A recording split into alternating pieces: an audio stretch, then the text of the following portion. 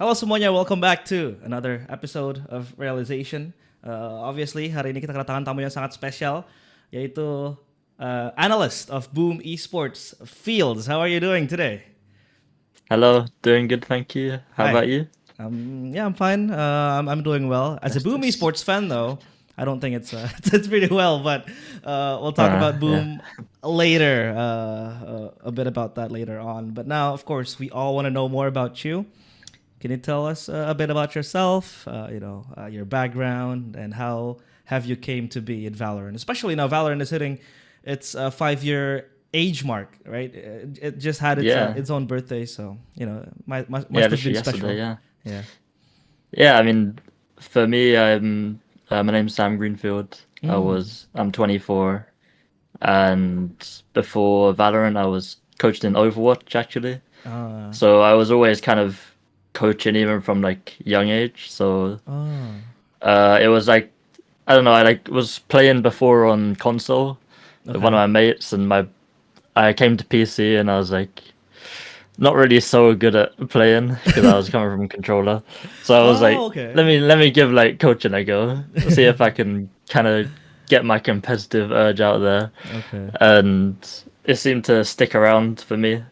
I like made my way up to like a tier 2 level in Overwatch pretty quickly. Mm. And then soon after, like maybe a year of coaching that, uh, in like tier 2 of like multiple teams in like loads of different regions. Mm-hmm. I was actually coaching like multiple teams at the same time, like an Okay. Australian team. I Ah. would get up at like 6 a.m. in the morning, Time coach zone Australian team. differences. Yeah, and then I'd go Okay. to uni for the day, and then I'd come Ah. back home, and then I'd coach an European team at night. So I Oh, was like okay. coaching two different teams and going to uni and like trying to do all this and just like really wanted to try and make it in esports and be like as Hmm. good as I can and Okay. coach. I mean, in Overwatch it was the Overwatch League, which was like the main thing you're trying to get to, like Mm-hmm. the franchise league there. Yeah. Yeah. Um, but yeah, like I saw Valorant came out, a lot of people were switching over, Yeah. Mm-hmm. so I thought I'd give it a go and see kind of if I liked that game. Because it has sort of similar aspects in a way to Overwatch, where it's like the ability-based things, right? Uh huh. Um, so I tried it out. I really liked it. Was like, yeah, really enjoying that game. Um, and again, I just tried to jump into coaching like as soon as I could because I kind of started Overwatch a bit late. So I thought if Yeah. I start with Valorant like right at the beginning, I'll be like near the front a bit more, so I can kind of move my way up faster. Uh huh. And use my like previous knowledge which I had. Um, Okay. and yeah, I mean, earlier days I was just trying to message around as many teams in the beta, and I Ah. was on a team in called Purple Cobras, Okay. like some unsigned team, and we were like not really. We were like unknown team, just random people. Mm-hmm. Had like some people from all random backgrounds, like Battalion, PUBG, like all these random like Yeah. battle royale games, and we all kind of just like came together and found like our footing in the game, and everyone was super dedicated because it was COVID times, right? So everyone Yeah. didn't wasn't working. Mm-hmm. We were all just like grinding all the time. Yeah. Um, and I think like the big achievement there was like we qualified for first strike, the Yeah, like for sure. first Mm-hmm. international, not international, first like major tournament, I guess you can say, of Yeah. Valorant at the time. And we beat some teams which like we probably shouldn't have beat by like the names of the team, like beat Mm-hmm. like Ninjas in Pajamas and Ah. some Yeah. other like teams which were seen as better than us. Mm-hmm. So we made it there, and that was kind of like a big achievement for us, like making that. Uh, After that tournament, still like no org kind of wanted us, so then I got an interview from Excel, Ah, Excel. which Yeah. is like a UK based Yeah. Yeah. Yeah. organization. Um, and then I joined there, and that was where I kind of learned the ropes of coaching properly, like really Mm-hmm. getting into like more advanced things because I had a lot more experienced teammates with me. Yeah. and I was assistant coach on that one. So I was learning more from my head coach, which was Jumpy at the time, and he was in CS for like, I don't know. He's very old, so Fnatic coach, he won't right? mind me saying. Jumpy from Fnatic. Yeah, yeah, Ah, yeah, yeah, yeah, yeah, yeah. yeah. Jumping Okay. from Fnatic, yeah. Yeah, yeah, yeah, yeah. Yeah, he's been doing that since CS 1.6. He was Yeah. playing IGL and then he's coaching Yeah. in Fnatic. He went back to CS now. He's coaching there again. Mm-hmm. So yeah, I learned a lot from him, and I spent a couple years there. And then the franchise system came in. They didn't make it to franchise, Yeah. so like everything happens around that period where like everyone's like dropping rosters and Yeah. changing stuff around because they wanted to get the franchise in. Mm-hmm. So after that, I was in kind of a bit of a weird spot Yeah. where I didn't have any offer from tier one. I was kind of like in and around the tier two scene for a bit, and that's kind of where I say you say like you go from like your high to the low to the Yeah. high, like it's always up and down in the career, and that was probably like the lowest point I was at in Valorant. I was kind of thinking about just going back to just working normal job. Ah. I didn't actually do that. I luckily found something. I was doing some one-to-one coaching just to try and get some money in on the Metafy, side. right? Metafy, Yeah, yeah. yeah, yeah, yeah. I was doing that. And it was like it was fun for a while, but I knew it wasn't really what I wanted to do. I wanted to be like in the pro scene. So I thought I'll give it one last shot. And I was messing around like loads of teams and trying to see like what I could find. I found South Asian Valorant. Yeah, right on that. Yeah. They took me, yeah.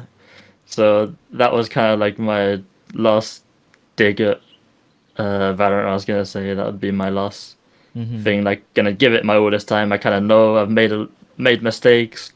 I know what can work. What's I don't want to do anymore. What like environment I want to have in the team. Yeah. So it's like using all that past experience of the bad, the good, what worked, what didn't work, trying to just like go in there from the start and kind of instill like everything that I wanted in the right way.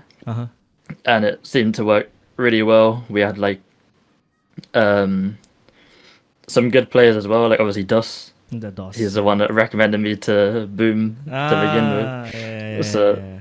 and Sultan as well, like the Kazakh boys. Yeah, And then obviously the other guys as well, they were also pretty good as well. And it was it was a good system we had in that team. Qualified to the Ascension, which was kind of the goal. We didn't do too well in the Ascension itself, but I think we showed like we can kind of fight as well. Like the game plans were kind of there. Especially against like the SPG guys, it was we were 7-1 up on the bind to begin with. Unbind. Yeah, and then they were like, okay, we're just gonna like push you now, like their style, which they do, just run it down, just push into your face, and they were just like better than us. We can say they shoot harder than us. And yeah, like that was kind of that. We were all pretty sad at the end of that Ascension because we knew it was like the end of the team, right? That's the end of the road. And probably like the same thing for the Boom guys there as well. Like, can't imagine what they would have thought. Like, so devastating for them to have that taken away one round. But yeah, that was that. And then after that, I was mainly going to be trying to stay with Revenant. That was kind of the plan. I was going to rebuild the roster with them. But DOS messaged me. It was like, well, DOS didn't message me. He actually recommended me, and then Harry Six Fingers messaged me. I was like, oh, do you want to come have a chat? We're looking for a new assistant coach because I think something happened with Fiddle where he couldn't move for whatever reason. So yeah, we got along really well in the chat. Like everyone he seemed to like me. Yeah. So he asked me to come and do a trial, and then it seemed to go well. Everyone seemed to like what I was like bringing and talking about. So yeah, that's kind of my journey. Quite a long one, Yeah. but It's a all long the ups journey. and down. Yeah, but Yeah, obviously it's a beautiful one. I just realized that you were actually like a controller player because us MNK players we can't really play FPS on controllers. It's a very hard task to do. But you seem to be there in that scene. Now then, in your time in Boom Esports so far, it's been like what almost 6 months now. How does it feel like working with Harry as your head coach? Because Harry himself, I've talked to him a lot of times. He is very smart about the game. yeah, How do you share that dynamic with Harry? yeah. So for me, like the main reason he said he wanted to bring me into the team was to be kind of creative, kind of the creative guy, and bring like more uh, game plan, strategy sort of aspects to the team, Yeah. and also the preparation for each game. So I'm mainly he's helping as well with like the game plan stuff. We kind of share that out. But the preparation for the matches, that's kind of what I do before each week, and just share that with Shiro and Harry himself. Yeah. From like general day-to-day stuff, it's pretty like split. I mean, each like coaching staff does it differently. Like, there's no one way like an assistant coach would work. It's like different under each head coach. So with me and Harry, it's like kind of an equal footing in some sense, I would say. Yeah. He takes more of the lead in like the direction, but he's very open to all like my ideas, and it's more of like an equal, yeah, more of an equal footing. It's not like he's above or I'm below, and then he tells me Yeah. everything what to do.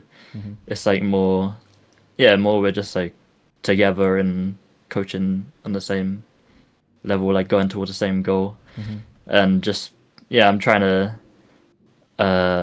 give my ideas because obviously I come from a different background of Valorant, like different style of Valorant, and he also comes from different style of Valorant, so we have like a little bit different ideas, but mainly it's very similar actually, surprisingly. So we have like the idea that we want to have the structured play with some risk involved, like having some players with that APAC flair. Yeah. Being able to show like the Indonesian power, you know, like Yeah. the peeking, they love to go and peek stuff. Yeah. But just Duels. bringing like the structure, yeah, Yeah. we're just trying to put the structure there, so we have the protocols and everything in place. So when maybe that doesn't work so well, then we have this to fall back on. We have our foundation, which is Yeah. strong. Yeah. Okay, so building something with Harry is actually easier than expected because Yeah. at least you guys are on an even playing ground. And now, obviously, I want to ask to you about your reflections in stage one and kickoff, especially. In kickoff, you guys, went out early, but that was still, everyone giving the benefit of the doubt. You guys were a new team, still formed, still looking for that chemistry. But in stage one, nobody expected for you guys to go undefeated, but then in playoffs it was very shaky. What do you think Yeah. happened, and what lessons did you learn from like stage one and the whole entire thing? Yeah, so I mean, starting with kickoff, we did go into that with the mindset still the same of like we don't have anything to lose. Like Yeah. Boom, like us as a team, we weren't even meant to be here. We got lucky to be here, pretty much. Thank you, So, Bleed. like, yeah, thank you, Bleed, for that. Yeah, giving us all a job. Um, so yeah, we went in with that mindset, and we didn't really have no pressure on us. Yeah.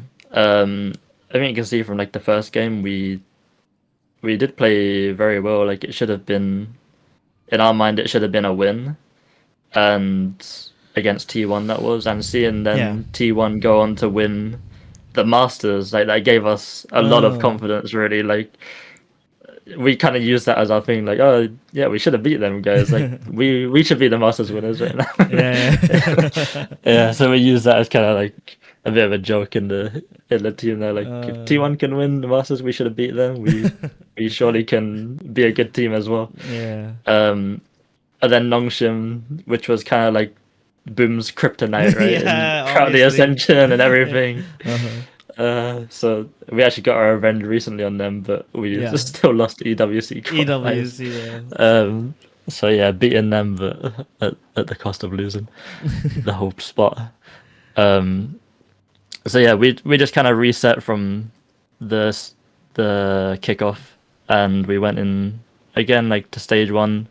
I don't think anyone of us even thought we were gonna like do that as well, like go 5-0. Yeah. Obviously you want it. You're obviously trying to win every game, but from our point of view, it was like playoffs is the goal. We want to make it to playoffs. We want to be there in the playoffs and trying to get as many points as we can towards champions. And yeah, I think there was an element of luck to it as well with like the roster changes. Yeah. Genji changed the roster in the first game. PRX changed the roster on the first game against us. Yeah. DRX had to change their roster on the first game against us.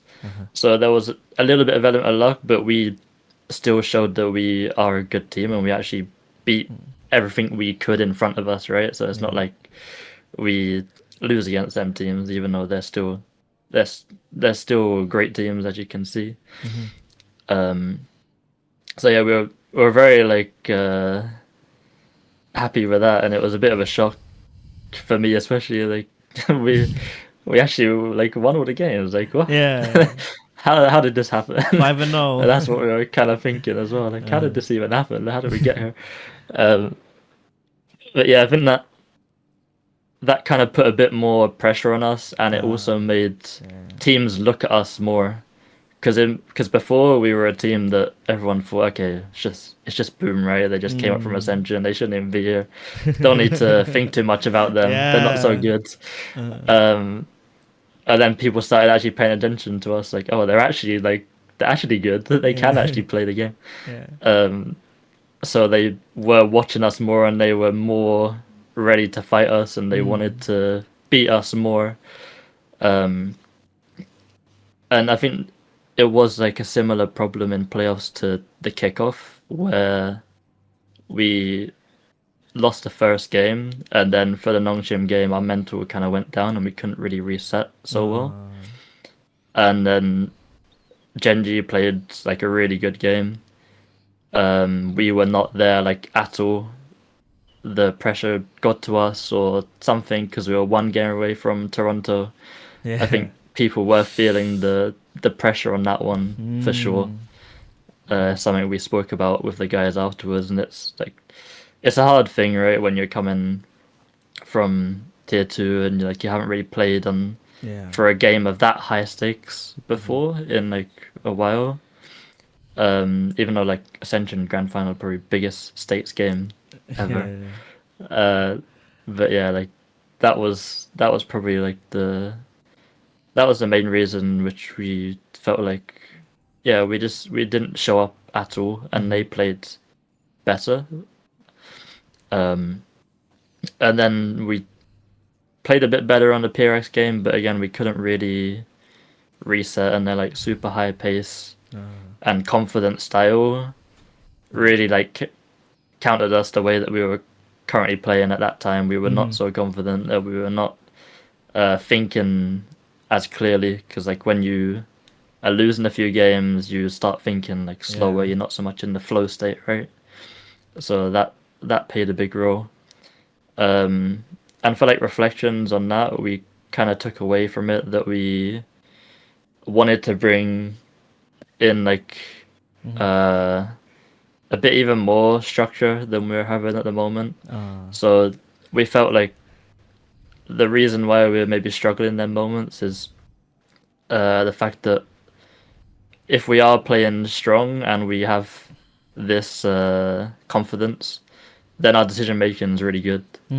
But if we're not, then our decision making is slower, and we don't have anything really to rely on as deep, right? Like we had obviously stuff planned and strats planned and everything planned out like that, but it was um, like the situation of when to use that stuff and the situation of how to do it was a bit more down to individuals being smart and communicating properly, Yeah. and the synergy just wasn't really there as much.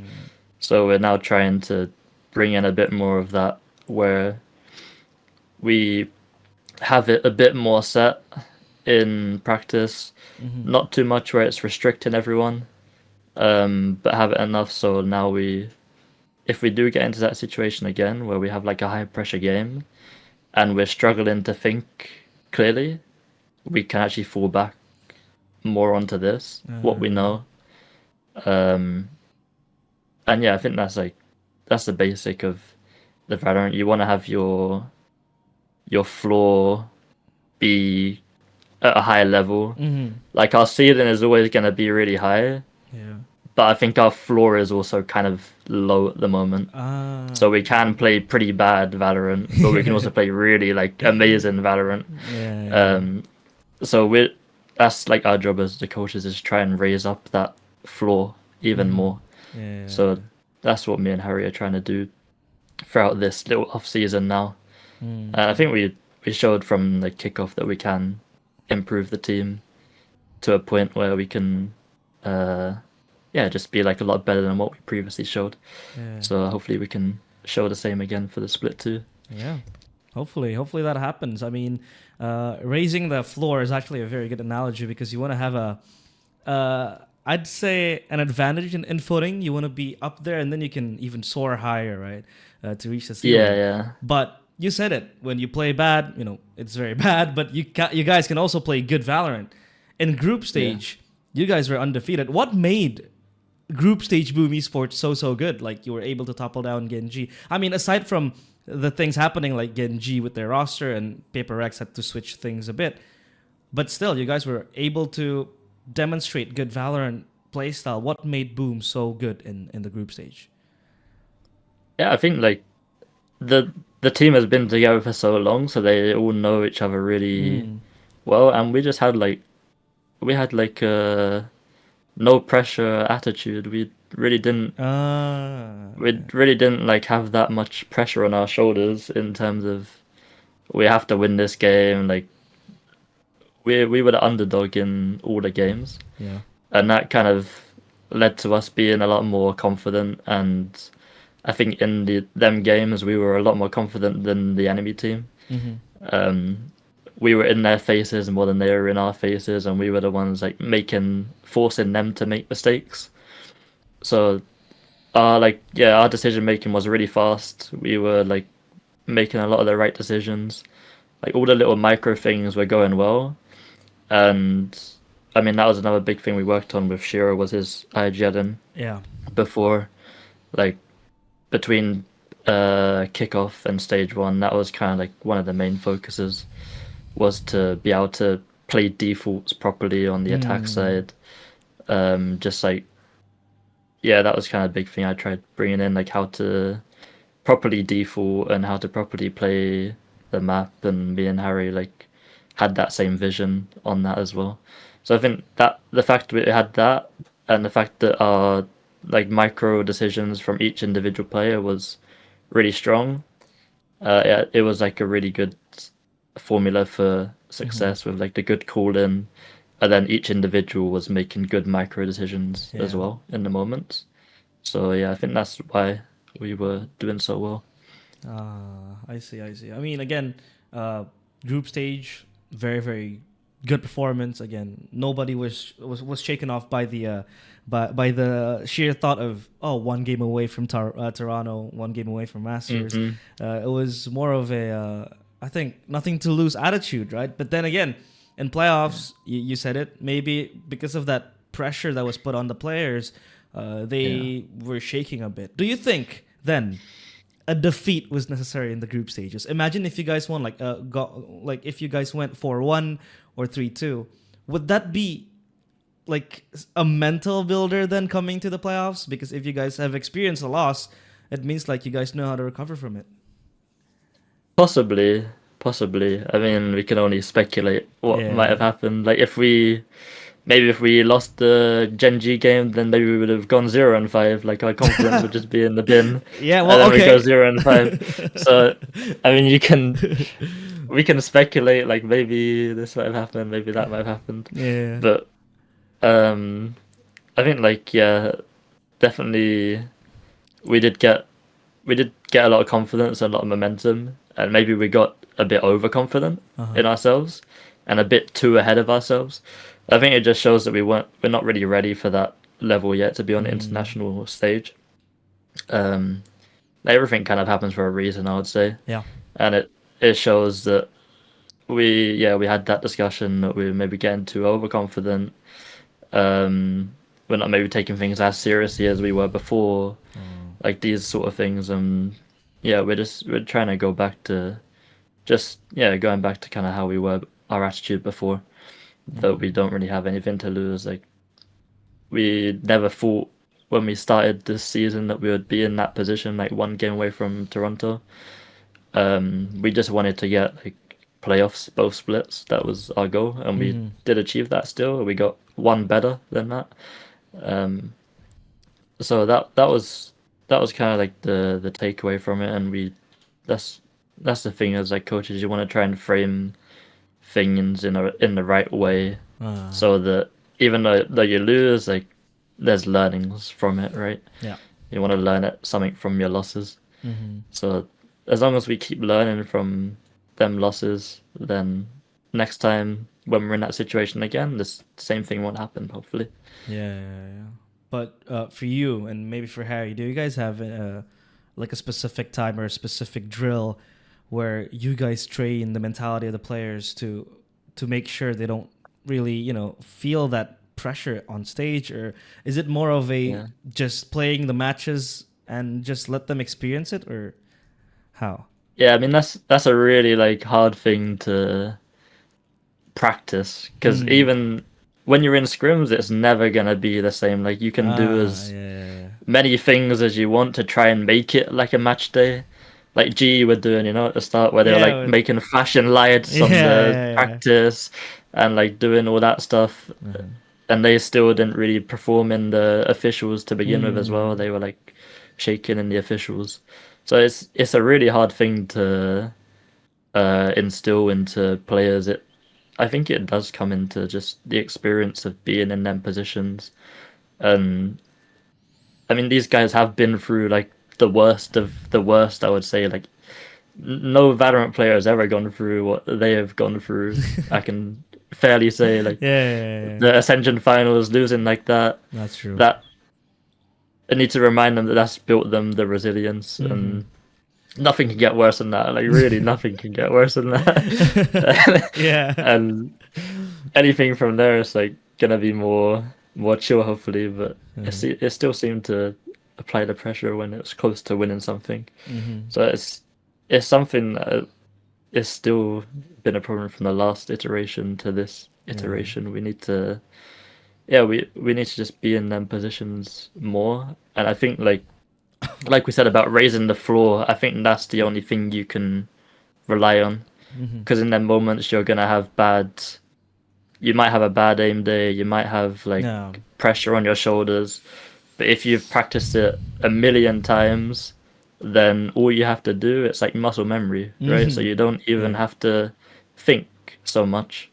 So I think that's like the big thing we're going to try and change, is try and make them think less when they're in their moments. And when they start feeling the momentum, then they'll start playing better, they'll start thinking more and adapting more. And that's the main goal, really. Like give them their confidence at the start of the game, and then they'll carry the momentum through the whole game. Okay, I see. That means obviously instilling that mentality to the players, and the players as well, they have to experience it firsthand. I mean, they did losing like that against Sin Prisa, one away from a possible Pacific slot. But hey, I mean, God's work is there, helping Boom crawl into Pacific. obviously now stage 2 is right in the corner after Masters. Can we expect any changes from Boom? What do you think can the fans expect for Boom in stage 2 later? I mean, we'll be we're experimenting with some different comps. Like obviously the meta is changing. Like Tejo has been deleted from the game pretty much, Yeah. so we need to be like changing up some of our comps on all the maps pretty much. So we're just experimenting with stuff. I think you saw like with the EWC, we're experimenting with some deadlock comps there. Yeah. Um, That icebox match. I remember. yeah, No duelist. Yeah. yeah. No Julius changing the comp again. Uh-huh. I mean, yeah, we on both of them games that we lost, we had like big leads as well. So Yeah. we need to tidy up some things there. We took that tournament more as like experimenting, to be honest. Even though we wanted to get EWC, we were in the position to Yeah. with how we were playing. But yeah, like again, it was more down to like game plan stuff. Really, we hadn't really practiced so much with them compositions, so we're not too down about that. Even though we would have wanted to go EWC. Yeah. But yeah, it was more like an experimental phase. We're just experimenting with a lot of different things. The core identity of Boom will stay like the same. We're gonna be just like enhancing it more, basically. We don't want to change too much of what has been working for us. Yeah. I think that's a good that's a fair point. And obviously another issue for Boom, especially in some of the important matches, is the fact that sometimes you guys struggle to close games. What do you think Yeah. causes that? Is it again a mentality thing, or something else looming under the players' arms? Or Yeah, it's just if it does feel like when we get close to winning, people don't really want to make the mistakes so much anymore. So they're not taking as risks as they usually would that open up the game for us. Even if they like die in them situations, they would usually like take the risk. And majority of the time they would win that duel, and then that kind of opens up the whole map for us, and we were able to like win the round because of it. We stopped doing that stuff so much, so that causes us to like turtle up a bit more and be a bit more reserved and a bit more passive, and kind of give the enemy all the space to work with and all the map control, so then they feel a bit more comfortable. And if you give like the tier 1 teams like that the time and the space to think and do stuff, then they're gonna kind of punish you for all your little like missed positions and stuff like that. So yeah, I think again it's gonna be about just changing that mindset of when we're getting towards the end of the game, when we're getting into an important situation, important matches, that we can still play the same way and like not having that fear of losing. And that's something we're trying to work on. Like, don't care if you're gonna lose, or don't care if you're gonna make a mistake. Everyone's gonna make a mistake at some point. Obviously. Yeah, just don't be scared to die, basically, because the more you're scared to die, the more you will actually make mistakes, right? You're not really doing what you would usually do in like practices and stuff like that. So yeah, that's the main thing, and like I say, it's a hard thing to learn. It does come within the players themselves to do that, but we obviously can put systems around them, like I was saying, to help it, which is what we're trying to do. Okay, we hope that issue can be sorted out, because obviously it has happened quite a few times. Some of the fans, they get tilted when that happens. And now, obviously, closing in on the podcast, how far do you think Boom Esports will go in stage 2? Champions, maybe, or possibly focusing on playoffs first? Yeah, I mean, just focusing on playoffs to begin with. I think that's the thing. We're not gonna put pressure on them. When we put pressure on them, then it's gonna. That's when things start to go downhill. Like with anything, right? You see super teams failing and stuff like that because they're expected to win. So we're just gonna have the same mindset of not really not really worrying about the end result. Just Mm-hmm. playoffs would be a nice goal, but just focusing one game at a time, like one step at a time. Yeah. I mean, yeah, like what I said to them before is like if we play good Valorant and if we actually do everything we can in this preparation period, Mm-hmm. so we're playing good Valorant, then I don't really care so much about the result if we're playing well. And as long as we've like tried everything we can and we've done all we can in the preparation, that's the biggest thing. Mm-hmm. So yeah, the match day is just an accumulation of your practice. So Yeah. Obviously, it's all at the end of the day, yeah, it's all about having fun, right? It's a game, and the yeah, players have yeah, to enjoy, so no pressure. yeah. Obviously, now then, barging into a few of our last questions, I always ask my guests who come here this question: what is your biggest dream, Sam? Biggest dream. Yeah, it could be in life, uh, it could be in Valorant, anything. yeah, lifting that Champions Trophy. Had Champions. dreams Okay. about that. Okay. That would be the biggest one. Yeah, I Mm. mean that's the main goal I think for most Valorant Yeah. pros. I would think, but yeah, once you've done that, then that's like Done. you're at the pinnacle then of Valorant. Yeah, that's the peak, obviously, and hopefully, Yeah, who knows? He might be able to accomplish that with Boom, and yeah, hopefully, we pray stage 2 Boom will be able to change a lot and improve even better. Now, to close out the podcast, do you have anything to say to the fans, especially the hungry beasts watching this podcast? Maybe.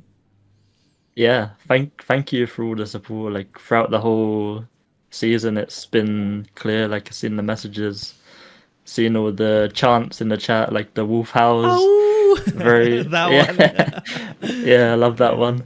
It's really heartwarming to see like everyone cheering for us, and especially even at the stadium. Like Yeah. I remember when we played our first game, when we go down, no one's there waiting for us.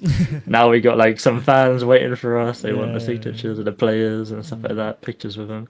So it's really nice to see. Just keep supporting us. Like don't be too harsh on the players. Yeah. They're them and us. We're all like trying our best. We want to win so much. You don't believe it. So we're all like trying our best with everything we can, and we want to make the Boom fans proud. Mhm. Okay. Yeah. I guess that's it for the fans, obviously. Thank you so much, Sam or Fields, for making time for me and coming in over to this podcast. Yeah. I know how busy you are in this off season. Obviously, a few Masters matches to watch. Maybe you'll get some inspiration from there. Quick prediction though, Yeah. Masters. Who do you think will win? Oh, that's a tough one. All right, we're gonna have to go for Pacific team. Pacific. I'm gonna team? say, gonna go Rogue. Gonna go Oh. PRX. Okay, I thought you were gonna say RRQ. Holy moly! Okay, Maybe. okay then. PRX. I it think is. PRX would take it Okay, home. Paper go. X. So The Fields- train's coming. Yeah. Trail. How do you say it? It's not brick by brick. It's track by track. Yeah, track by Track track. by track. Yeah. So Fields is a Paper X believer for Masters Toronto. But that is it for us today in this podcast. We'll see you guys in the next episode. Bye bye. Thank you. Bye.